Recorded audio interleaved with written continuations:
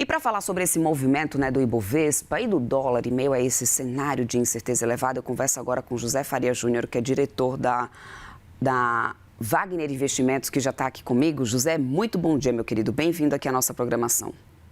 Olá, Débora. Muito bom dia. Obrigado pelo convite.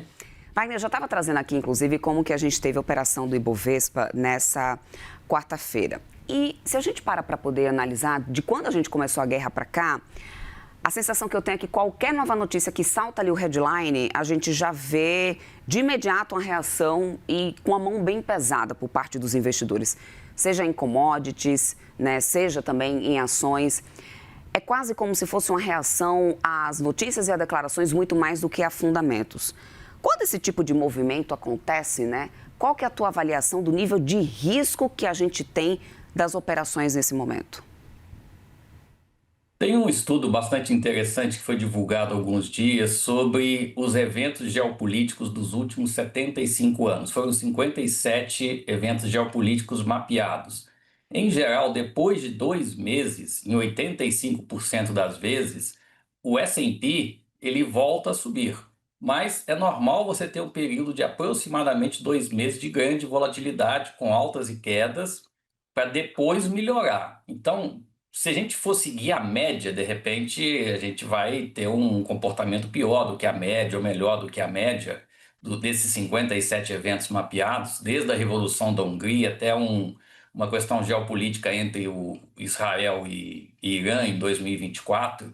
A gente ainda pode ter mais um mês pela frente para depois o mercado melhorar. E como esse mapeamento, né, ele é muito conhecido pelo mercado, muitas vezes as quedas não são tão pronunciadas, porque se espera que depois de 2 meses a gente tenha uma melhora. Então, um pouco da piora, sobretudo do S&P, que a gente imaginava que poderia ter um comportamento pior do que está tendo, é na crença de que esse evento vai acabar passando. Agora, naturalmente, tudo o que está acontecendo em termos de notícia, o mercado reage de forma muito furiosa. Petróleo já chegou a cair 10% num dia, hoje já está abrindo com alta de mais ou menos 4%. Então, essas reações, elas são muito fortes devido às grandes dúvidas que nós temos sobre o futuro. Obviamente, então, se o Irã continuar negando que não vai aceitar esses 15 pontos do Trump, como ele já vem falado desde segunda-feira, quer dizer, qual que vai ser a reação do Trump? Ele vai atacar como estava fazendo antes ou vai realmente atacar as instalações de energia? Porque, por exemplo, o Irã atacou uma instalação de gás do Catar, que sofreu um dano bastante severo, que aproximadamente 17% das exportações de GNL do Catar vão ser reduzidas por pelo menos 3 anos.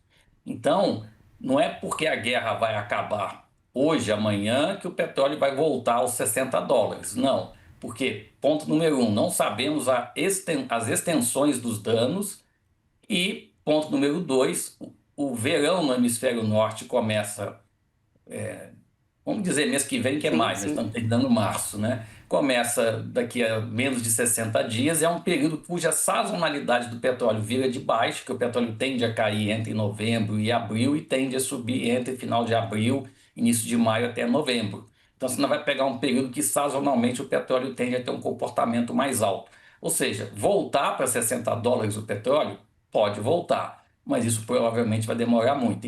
E quanto mais tempo durar a guerra, obviamente maior é a incerteza. O mercado Pois só é. não admite uma coisa: incerteza. Pois é, José, e é justamente por saber dessa limitação, ou seja, desse ponto, né, dessa barra imposta aí pelo mercado, que a gente tem em cenários como esse, proteção sendo montada, ou seja, diversas posições de hedge sendo montadas. E se a gente tem a Bolsa, né, subindo como aconteceu aqui no Brasil durante 3 dias já agora seguido, se a Bolsa sobe de um lado é porque do outro lado alguém está desmontando, está reduzindo proteção de alguma forma. Quem é esse player agora? São fundos locais, estrangeiros? É o próprio investidor institucional global desmontando o hedge para agora a gente ter, olhando para a Ibovespa, tá? Esse movimento agora engatado de 3 altas seguidas? Bom, só fazer um comentário antes que engatar nessa pergunta. O Trump, ele tem basicamente, né, um mapeamento, né, de dois tipos de comportamento dele. Um que chama talo, tranches always lash out, ou seja, o Trump sempre ataca, e o famoso taco, né, o Trump's always sticking out, que ele sempre recua. Então, quando nós amanhecemos na segunda-feira com a Bolsa Americana próximo de 6.500 pontos, juros dos Treasuries próximo de 4,50%, a gente estava num território que a gente chama de taco, quer dizer, o Trump deveria fazer alguma coisa para os mercados melhorarem, porque, como vocês falaram antes, a inflação americana, por exemplo, pode subir bastante, isso vai prejudicar. Daqui a 6 meses tem eleições, e as últimas pesquisas mostram que o Trump pode perder o Senado. Então, esse recuo do Trump ele pode ser simplesmente porque os preços pioraram muito. Quando o preço piora muito, ele abandona a agressividade e recua para dizer que ele ganhou aquele evento e tentar com isso capturar bônus. Isso ajudou bastante o Ibovespa nessa semana, porque o Ibovespa subiu mais ou menos 10.000 pontos em relação ao fechamento de sexta-feira, e o maior ganho foi na segunda, justamente depois que o Trump pelo menos da parte dele, falou: olha, eu vou virar de chave, eu vou sair da chave do ataque, né, do talo, para a chave do taco. Então, isso ajudou, porque o mercado começa a ver: poxa, o petróleo não vai subir tanto, vai ficar mais baixo, então os ativos de risco começam a ganhar, vejo o ouro subiu bem. E aí, interessante, porque durante todo o mês de março, a Bolsa, nós não temos o dado de ontem, mas temos o dado até terça-feira. Só 4 dias que não houve entrada de dinheiro. Então, nós estamos acumulando 48,7 bilhões de reais de entrada de dinheiro no ano dos investidores estrangeiros, que isso é mais ou menos o dobro de todo o ano passado. Naturalmente que a entrada em março diminuiu o ritmo, está em torno de 6 bilhões aproximadamente, mas é esse investidor que está continuando a trazer um impulso Pois é. importante para a Bolsa. Pois é, e aí isso tem um efeito, que é o que a gente tem acompanhado também no câmbio, né, José? Porque o dólar aqui no Brasil também mantém uma trajetória de queda e, olha, se a gente para pensar, não teve uma oscilação tão forte assim, né, quando se fala de um cenário de tensão geopolítica. Ou seja, a queda do dólar no Brasil, em tese, indicaria até uma menor aversão ao risco. Era praticamente o nível que a gente tinha um pouco antes da guerra começar. Mas, globalmente, a gente tem um cenário, na verdade, de cautela. Ou seja, a gente tem uma desconexão entre câmbio e bolsa, ou isso é realmente uma explicação para essa questão dos mesmos fluxos, talvez por caminhos apenas diferentes?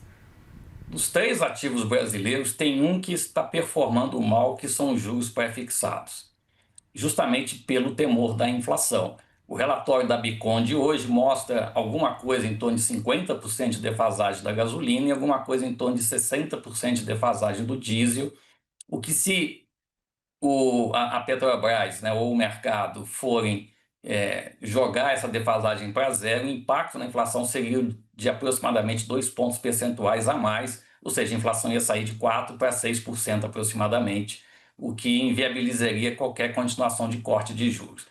A opinião nossa aqui é que um cenário, de certa forma, até otimista, é mais um corte de 0,25 no próximo Copom. Pode ser que ele até pare de cortar juros. Então, as taxas de juros pré-fixadas foram as mais prejudicadas e a Bolsa, as ações do agro, as ações de consumo, as ações da construção civil, do índice de materiais, por exemplo, foram as mais punidas. Então, nós tivemos bastante alta em ação de energia, petróleo, né, energia elétrica. Isso aí foi um índice que performa alta de ação de petróleo, sim, de energia elétrica o índice caiu, mas caiu muito menos do que esses outros.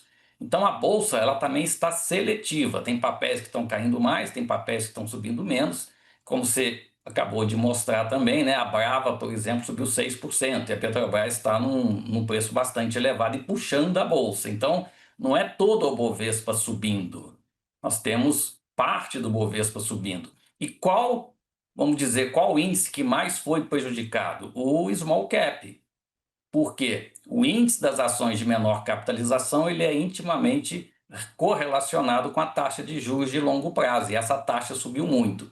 Então, a Bolsa ela tem a gente tem que estratificar a bolsa e entender tudo que está muito ligado a consumo e taxa de juros está tendo um desempenho pior, e também mineração devido à queda dos metais.